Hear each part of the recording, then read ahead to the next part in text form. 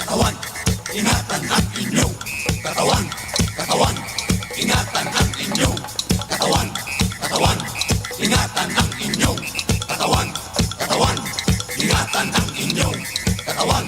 Katawan, ingatan ang inyong katawan. Katawan, ingatan ang inyong katawan. Katawan. Ang susunod na programa ay rated GP. GP? Ano yun? Garantisadong pampaborito! Sa programa'n mangiter, nadalan at saray ay sa ialinawa. Tang opinyon, unong lignaan na saray umbali at saray issue. Yung makakapekto at bilay. Kawayangan, tan kanupugan na balang sinansakay. Lignaay babalay! Manangilaban at kanupugan tan kawayangan at saray umbali. Kapaborito RJ Jimenez. Lignaay babalay! Narangalan, Lunes hanggang Biyernes, DWJE 88.1 FM, Radyo Pangasinan, Lignaay Babalay!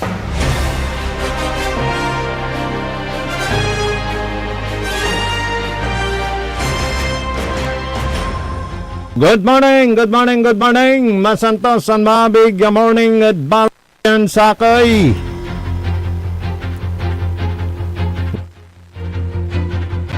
Wadjala so programan pitalaran niya tatang tanagagik.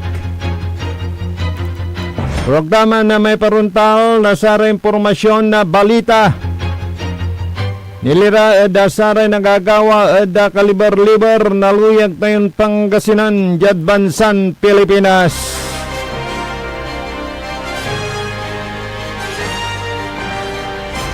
May pasabimat na saray reaksyon tan matuan liknay balay. Yad aspeto technical engineer Nexon Dakal. Siyempre kaulo baka antabay langula dasayan programa malapod sayan oras siyang kadalas 8:30 na kabosan. Amigo yo, RJ Beray Jimenez at your service always. Manasibengbeng laray usaping politikal, Engineer Nixon. Nagunuyan na singbatantitan. Manasibengbeng iray impormasyon na balita tungtungan pampolitika. Mapasnuk balet si Lakim Kanlaon, yamay bulkan di Tanah da Negros. Yaya at nako Himabog. Arom nira na impormasyon na balita.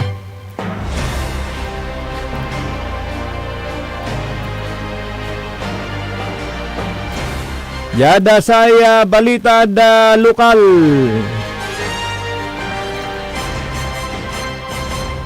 %80 lay nasusumpaw susatay gagawin niya bali-bali moderno na public market di Tanah da balay na Manawag. Pero antuya singa anapun datay STP na bitlan na proyekto. Napag kuno ya walay STP tutan. Anto stop tutay STP. Narengalan yun ang tutan. Eda katibukulan na saya na programa.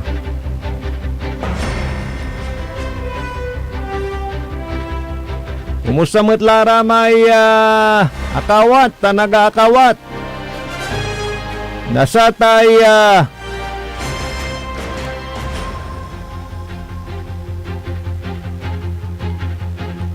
may emergency cash transfer. Yan ang lapod DSWD. Putapatangtan ya issue di tanod Pangapisan Norte Lingayen. Lapod sara may impose sa kaya kagawad nagunuyan. Paano walay napituyawan tayo satan?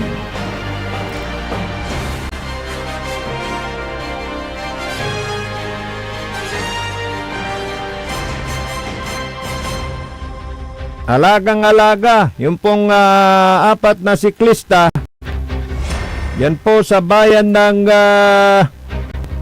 Mapandan na sasabak, yan sa Tagaytay, para sa isang national competition ng cycling.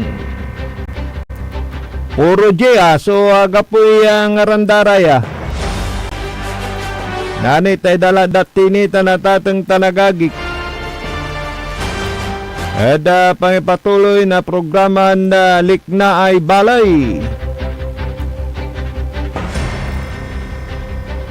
Yada saya usaping politika, Engineer Nixon. Nabuwas manengneng magkikita po. Si Presidente Bongbong Marcos at si Naga Mayor Leni Robredo. Ano kaya ito? Ano kaya yung hudyat na magkakaisa na sila? Dahil nagdeklara na si Vice President Sara Duterte na tatakbo bilang presidente sa darating na presidential election sa 2028 national election. Yan.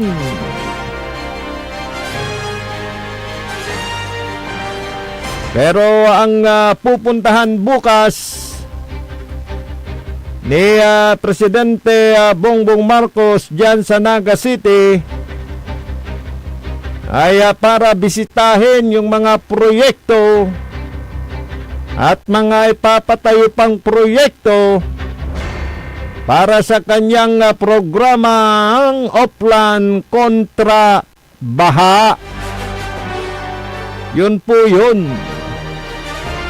Kaya po siya pupunta dyan sa Naga City. At sa ating nakuhang impormasyon, Engineer Nixon, naghahanda na ang Naga City sa pagbisita ni Presidente Bongbong Marcos. Magugunita na ito pong si Bongbong Marcos at Leni Robredo, dalawang beses silang nagharap, di po ba?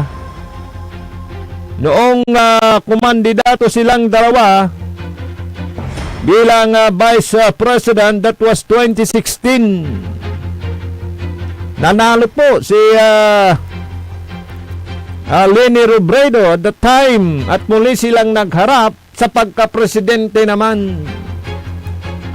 Noong 2022 presidential elections at ito nga, nanalo dito si ngayon presidente natin, BBM. So ngayon meron pong mga nakikinita na baka mag-alyansa at gawing pambato ng administrasyon itong si Leni Robredo. Wow! Sabi nga nung mga nagbibigay na ng mga unang reaksyon patungkol dyan, liknaan sa pagsabak ni Mayor Leni Robredo ng Naga sa pagka-presidente ulit. Sabi naman niya, di ba ayaw na niya.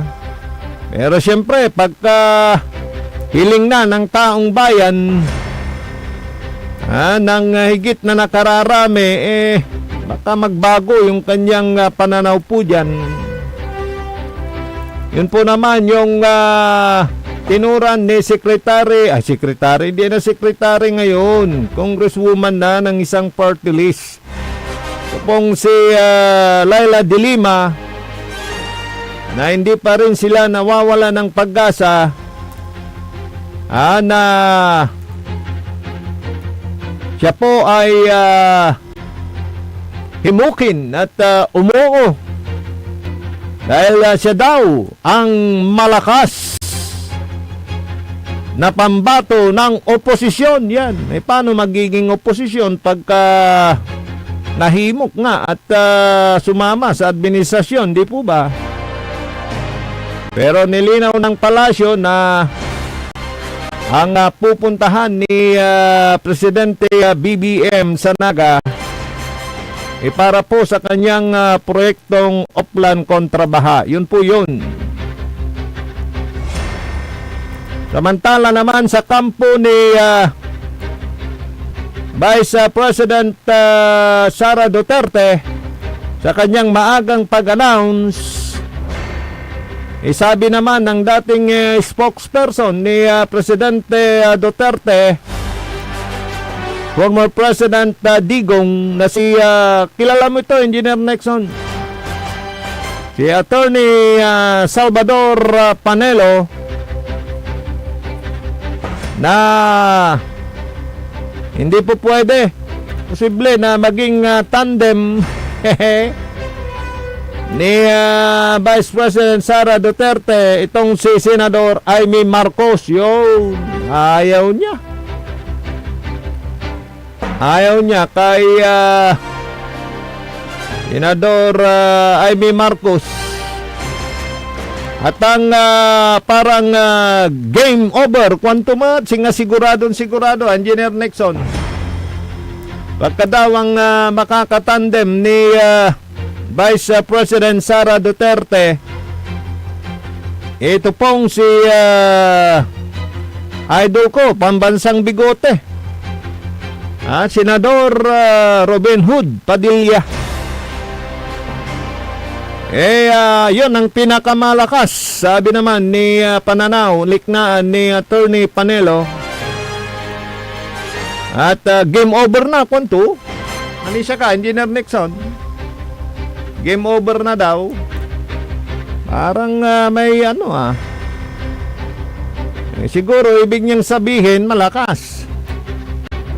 At kung ayaw daw ni Robin Hood Padilla, mayroon pang mas malakas kasi kay Senador Amy. Ito daw si Senador Bongo. Yan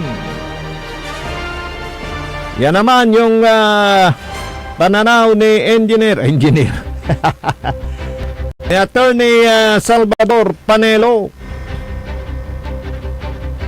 Kaya abangan po natin yung mga usaping politika ngayon. Alam nyo naman sa politika, kasama mo ngayon, kalaban mo bukas, parang ganon. Katunggali mo bukas, yan yung politika. Walang permanenteng kasama.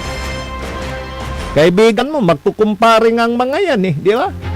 Dahil pagka makakalyado, pagka may mga ganyang kakasal na kamag-anak, yung kinukuha, yung pong mga kasama din. Pero pagkadating ng mga eleksyon, pagka sila ay naghahangad sa isang posisyon, bay sila rin ang magkakalaban. Pero sa totoo lang, politika lang yan. After politics, magkukumpara ang mga yan, mampapawilan ni Ray Candila, ang kawawang naiiwan, yung pong mga supporters, ganun po yun. Sila yung nag-aaway. Sika, magkasinuportaan na ng election na, sige. Parang ganun ba? Pero sa panig naman ni Naga Mayor Leni Robredo, ang parang malakas din daw na tandem. O kaya makakasama niya si Senador Erwin Tulfo. Pero nagpayag naman ng lignaan dyan si Senador Erwin Tulfo. Pagod na daw ang kanilang pamilya sa mga inihahaing mga protesta, reklamo, ayaw na niya. Nagsisilbi na lang daw siya na senador ng bansang Pilipinas. At kung mayroon mang malakas at pwede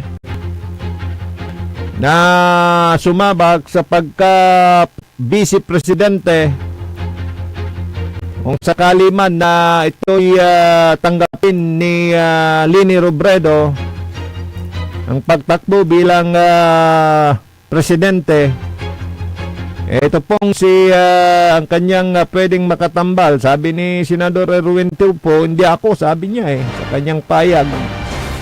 Hindi si Senador Risa Hontiveros, kaya si Senador Bam Aquino. Pero siyempre si Senador Hontiveros magtatapos na yung termino niya, baka siya. Oposisyon pero ang mga yan, di ba? Paano pagka nakuha ng administrasyon si Leni Robredo, ano yan? Merong coalition laban kay Vice President Sara Duterte. So abangan po natin. Medyo sabi nga ng atapang babae, spokesperson ng Malacanang, malayo pa naman ang eleksyon. Trabaho muna daw, pero ito na nga, pinag-uusapan na. Ikaw, Engineer Nexon, anong lignaan mo dito? Sabi nga ng mga nagbibigay ng reaksyon dyan, why not Leni Robredo? Dahil wala naman siyang kamag-anak, pamilya na naging politiko. Oo nga naman, di ba? Kasi subok na yung mga apelyido na yan Ano kaya kung bago naman? Ito na nga. Kaya yun daw ang malakas na kandidato sa 2028. Itong si Leni Robredo, dahil wala kang maibabatong dumi, mantsa o anumang aligasyon sa kanya. Dahil siyempre pag siya naman daw, yung kanyang asawa na si dating DILG Secretary Jesse Robredo, at nung naging mayor siya dyan sa Naga City, ito yung down-to-earth na politiko. At nung siya ay naging DILG Secretary, karespeto naman daw ang kanyang performance. So yun ang pinangawakan ni dating Vice President at ngayon Naga City Mayor Leni Robredo. At tala naman ng madlang people na napakalungkot ng pagkawala ni DILG Secretary at the time, JC Robredo, dahil nag-crash nga yung kanyang sinasakyang eroplano sa gitna ng dagat yan. Hanggang siya ay mawala sa mundong ibabaw. At nang tumakbong Vice President, itong si Leni Robredo, tinalo nga niya si Bongbong Marcos at that time. Pero ngayon, tinalo siya ni Bongbong Marcos, ating presidente ngayon, sa pagka-presidente noong 2022. Yan. So, yan, yung mga usaping politika na mainit-init ng pinag-uusapan at naghahanda na ang bawat partido para sa 2028 presidential elections.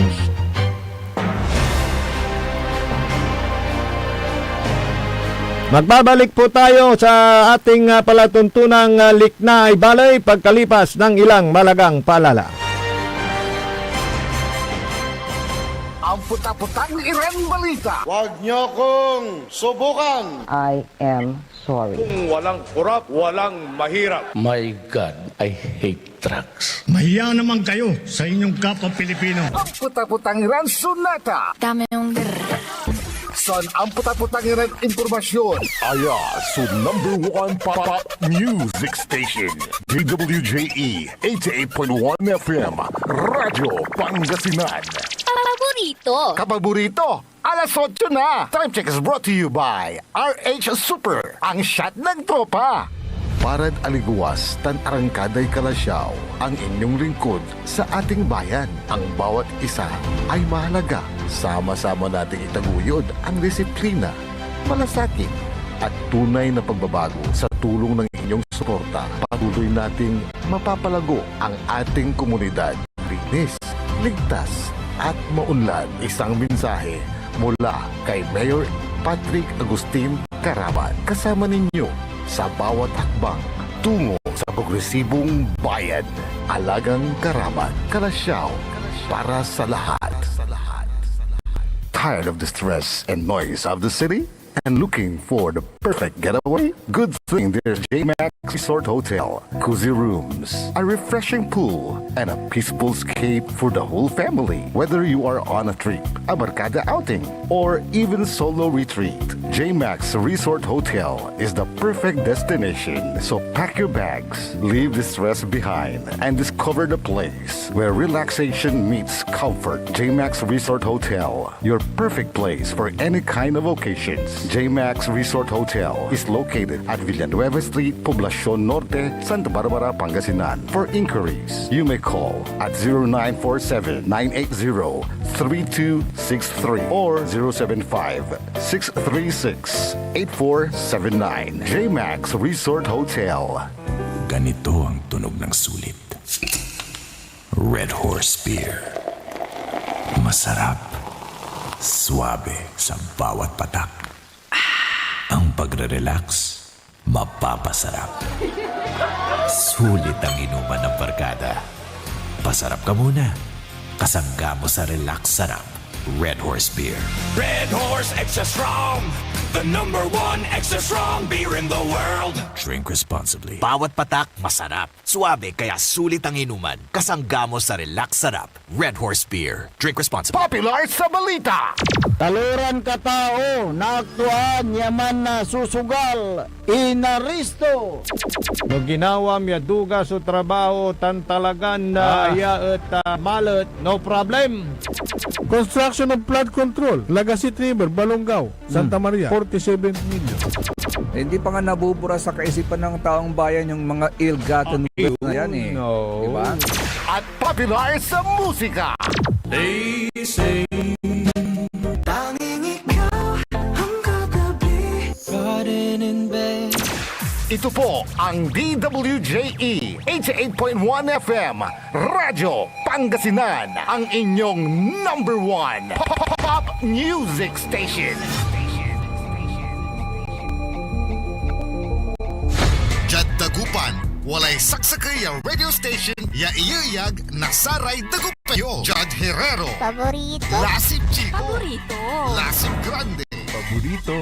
Lumboy, Paborito. Lukaw, Paborito. Jet Maluwag, Paborito.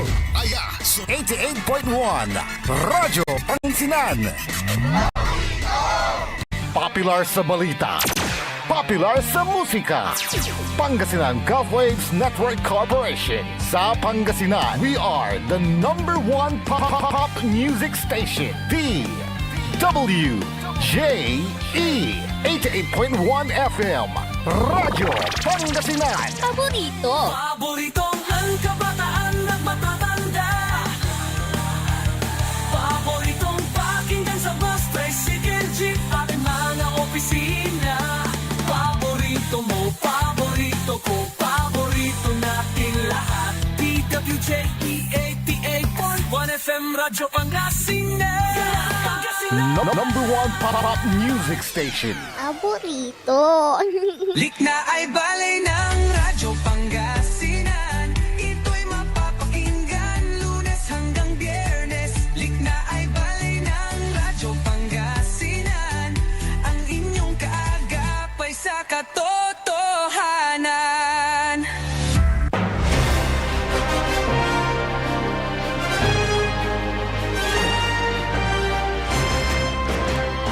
Patuloy na programa na Liknaay Balay.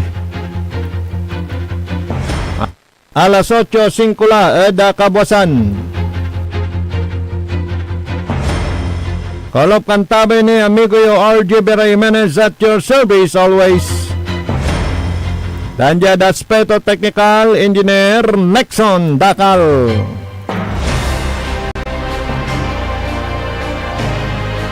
Morning, Dasaray. Amin, dumarungal tayo din enteron luyag na Pangasinan. Kung mga kababayan din natin na nasa abroad na nanonood sa ating palatuntunan sa YouTube channel, search lang po ninyo DWGA 88.1 FM at ang programa nating Liknaay Balay. At sa Facebook, live na live tayo dyan. Alvin Sandoval ng Barangay Pututan, good morning. Kay Engineer Larry Melendez, good morning sir. Kay Roger ng Barangay Bulo, Labrador, good morning. At sa ating mga tagapakinig dyan sa Baritaw, Manawag, Pangasinan.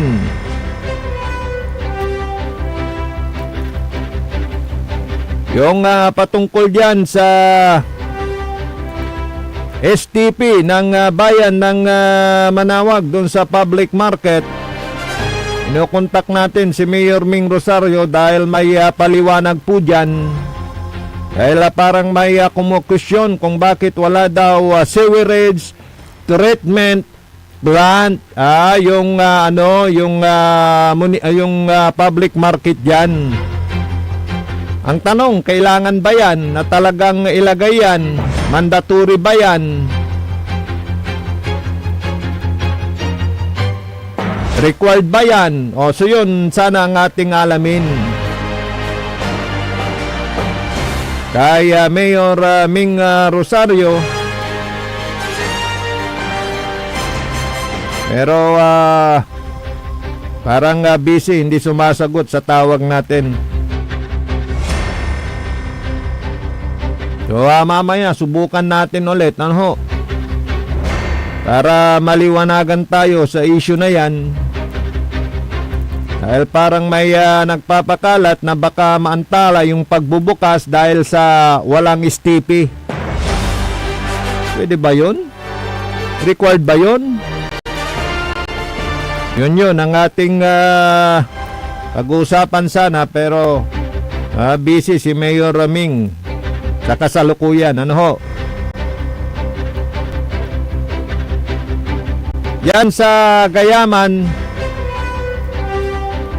nadaanan natin yung bunton-bunton na basura dyan. Para sa mga makakakita, yun po ngayon yung sistema na ginagawa na pag may abiso na yung munisipyo, nakukunin na yung basura sa kanila ilalabas. Yan. Kaya nilabas na ng mga barangay officials sa Barangay Gayaman dyan sa highway. At mamaya ikukunin na ng malaking dump truck ng munisipyo at gagamit pa sila ng payloader. Kaya dyan nilalagay sa madaling hakutin ng basura ng munisipyo yung dump truck. Kaya pag nakita ninyo yan dyan sa highway ng Gayaman, dyan sa gilid, nilagay na ng kanilang barangay officials yan para madali nang hakutin mamaya.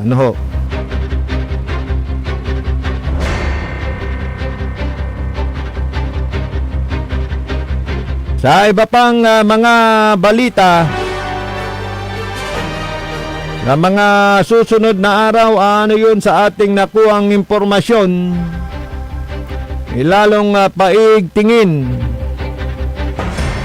ng kapulisan dito sa Pangasinan ang paghuhuli doon sa mga gumagawa ng mga illegal na pasugalan na sinasabing naglipana dito sa Pangasinan. Ito'y nakarating na sa atensyon mismo ng higher-ups ng PNP, kaya mayroon na silang ganggan o kaya kautusan sa regional office. Ayan po ay binaba sa provincial office at sa mga chief of police para po patigilin yung mga illegal na sugal na sinasabing naglipana. Naglipana, di marami. Ano ho? Pag totoo yung report na yan, kailangan kumilos na ho kayo bago kayo maunahan ng mga ibang law enforcer. Dahil malaking insulto naman na sa yung lugar may mga nahuhuli na nag-illegal. Ang magiging kantsaw dyan, anong ginagawa?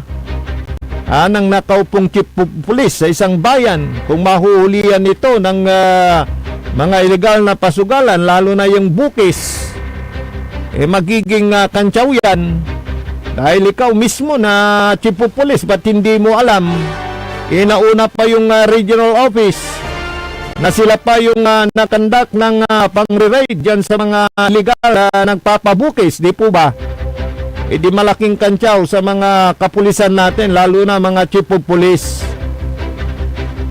Kaya bago kayo maunahan ng ibang sangay nang nagpapadupad ng batas,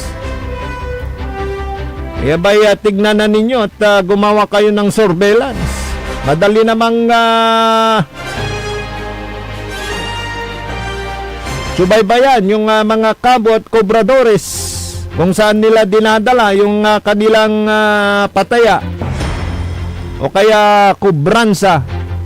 Dahil pagka napatigil po ninyo yan, yung bukis na yan na nagiging parang guerrilla type operation of wetting na, ba'y pati po yung mga mananaya, naproprotektahan po ninyo.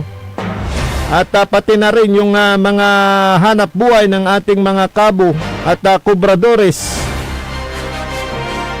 Dahil siyempre pagka may ibang sangay ng ahensya ng gobyerno na tumututok sa mga illegal activities ang siyang makauna sa inyo, ba't hindi ninyo alam? Alam nung nakahuli na galing pa sa region o kaya sa National Capital Region, ba'y umiiral pa rin yung one strike policy. Dahil sa ating nakukuhang impormasyon at nire-report sa atin, bukod sa patayan na legal ng Granite Gaming Corporation, mayroon hong bukis na sinasabi. Ito yung nagpapataya din ng parehas na mekanismo ng STL, pero sila ho ay hindi authorized, kaya illegal at ang tawag dito ay bukis. Kaya nga hindi maubos-ubos yung tanong ba't naglipa na, ba't nagsulputan? Sinong naguto, sinong nagbibigay ng proteksyon, yun ang nagiging tanong ngayon. Dahil yan yung operasyon yan nung naging legal na, very smooth na. Ngayon bakit nagkaroon uli yung lumitaw yung mga bukis? At sino ang pwedeng magpahinto dito? Siyempre ang PCSO, illegal yan, sabing ganon. Anong manpower nila? Wala, kaya nga sila sumulat sa PNP na sana itulungan sila napahintuhin ang mga illegal na gawaing ito. At sumagot naman ng PNP.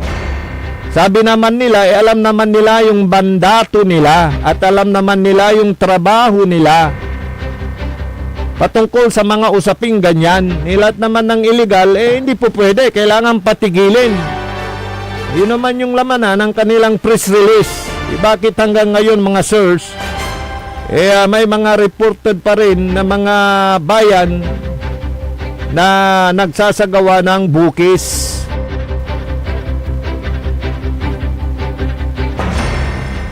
Malinaw naman yung pagkakasabi ng PCSO na tanging Grand 88 Gaming Corporation lamang ang may prangkisa at authorized to operate STL in the province of Pangasinan. Kaya kayong mga kabo at kobradores, siguraduhin ninyo na ang pinupuntahan ninyo, pinagre-remitan ninyo doon sa legal.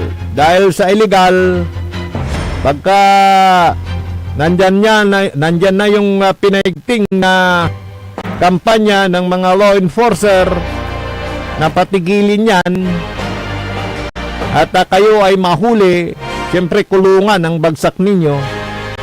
At pati na rin yung mga mananaya, baka masayang yung taya ninyo at panalo ninyo pag ang pinagre-remitan ng inyong kabo doon sa bukis yan.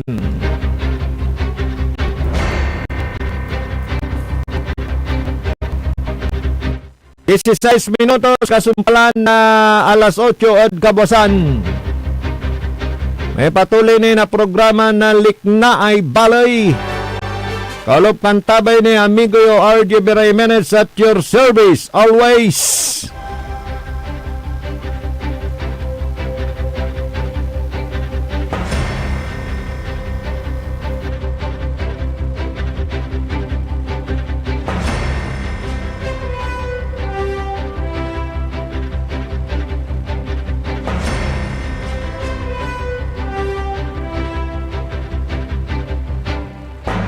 Good morning sa mga nakikinig diyan sa Barangay Lilimason, Santo, Engineer Nick, Lilimason. Batiin nyo kami dito, Sir Idol, sa Lilimason, Santo. Lilimason. Nunutang ko laingan, may amigo, di man dangaria nudbugal yun. Inindantuak na alirag, talagan, native alirag. May mataltalaglan na nasira, Engineer Nixon, ang tamtalirag. Naanala kaumaan. Tan may igatam ay saya agitutan so alirag bisukol. Mangangkay mansupsup kay bisukol ay talagan na mangusar kami ninan saman na amaikin. Impertibly. So, tawag na saman. Kapiano, nasukit mo may karga to. Pero natan, Engineer Nixon, alaana, yung, bisikol, natan, may kuhul. May say iknul tuot ang balanga. Singa kulagabay, nakaniman. Karagtong kanon man, Engineer Nick, ako gabay man. Pakabalag. So, good morning sa may Resuelio family. Yan po sa Angarian na Bugalyon, Pangasinan.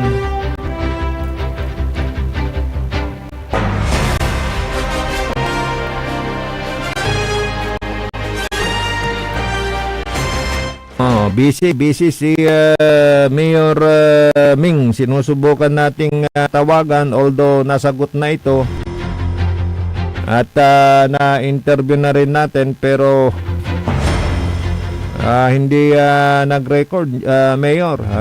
Tinitignan ko yung interview patungkol dito sa issue dyan sa Manawag, dun nga sa public market na wala daw sewerage treatment plant. Ito po yung pagka may mga tubig na itatapon, yung pong mga gagamitin na tubig, doon po sa gagawing STP lahat pupunta. At mayroong treatment dyan. At pagka lumabas yung tubig, pwedeng gamitin. pero hindi pwedeng inumin. Hindi pwedeng pangluto. Bagpos ay yung treatment facility na yan, yung tubig hindi na hindi na kontaminado. Pwede nang pandilig ng halaman at magiging malinaw na. Yun po yung hinahanap doon sa pinapatayong public market yan po sa bayan ng Manawag, Pangasinan. Pero sabi naman ni Mayor dyan, hindi naman mandatory at hindi naman required ng DNR yan. At doon sa sinasabi na baka yan ang makantala sa pagbubukas, hindi naman. Dahil mayroon palang sinusunod na numero ng mga magtitinda, lalo na sa wheat market. Pag sinabi mong wheat, nangangailangan yan ng tubig, basa, ika nga. At yung pupunta ng tubig, dun sana sa STP. Pero pwede naman na gumawa na lang sila dyan ng parang puso negro. At yun pag napuno, isisip-sipin na lang.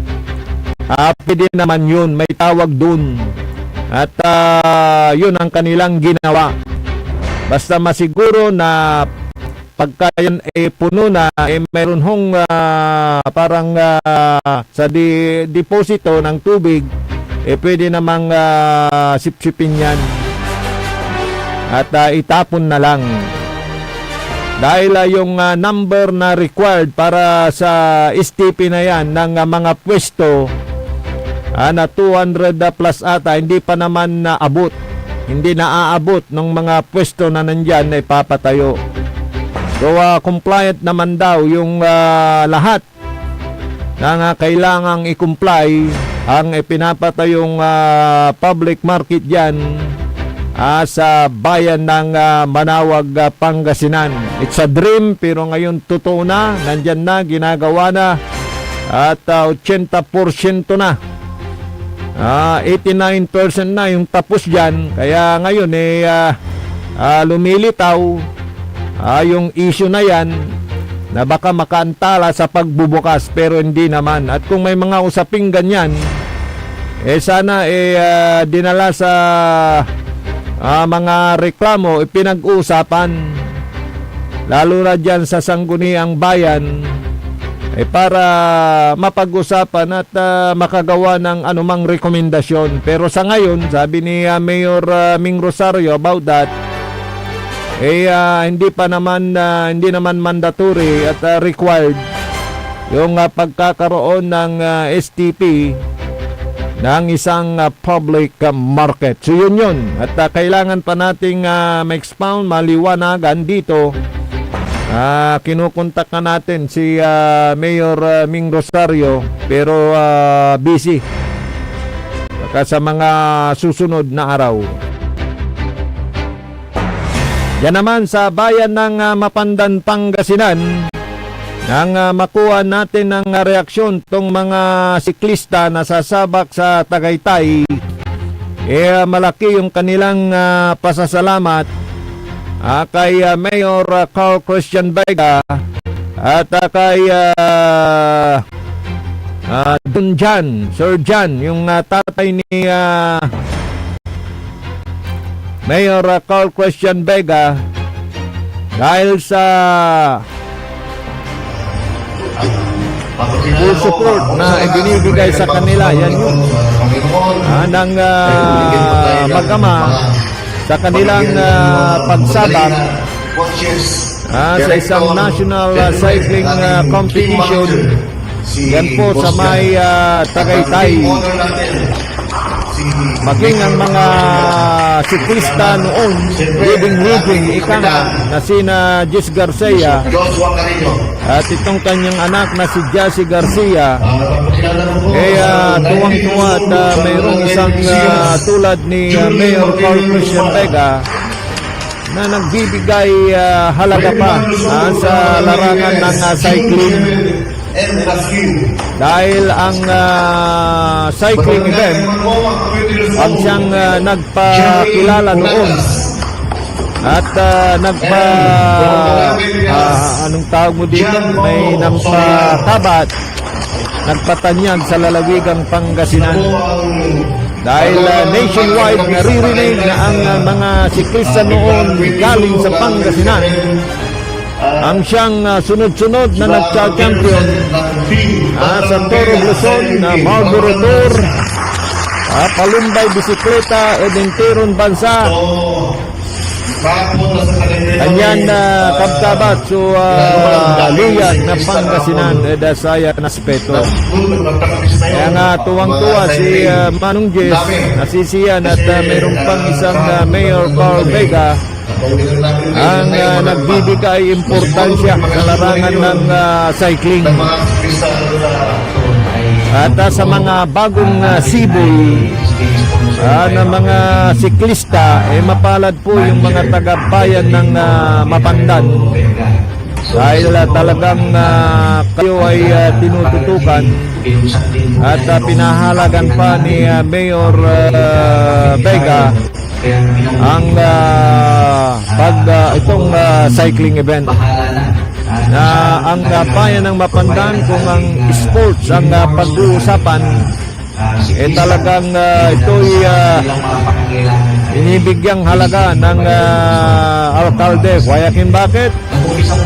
Bilang patunay po dyan, ito pong nagdaang district meet o kaya division meet ng Department of Education na kailan lang ginanap ito. Maalala natin na ang overall champion sa mga nasasakupan ng Panguan, ito pong bayan ng Bayangbang. At ang pumangalawa po dyan ay ang bayan ng Lingayen. Pero alam po ninyo kung anong pumangatlo. Yung isang maliit na bayan na dating barangay ng Manawag, ito pong Mapandan. Hindi yung barangay ng Manawag, ano yun sa Lawak yun, di ba? Dating barangay ng Mangaldan. Oo, Mangaldan. Iba yung sa Manawag, Lawak yun. Oo nga. Itong Mapandan, siya hong pumangatlo. So marami pa po siyang tinalong mga malalaking bayan kung sports ang pag-uusapan. Kaya talagang binubuhay ng Mapandan ng mga siklista dyan, binabangon para makilala ulit ang naturang bayan na nagkaroon din sila ng champion na si Mamerto Eden. At sana masungkit nila yung kampyonato sa cycling event na yan nagaganapin sa Tagaytay.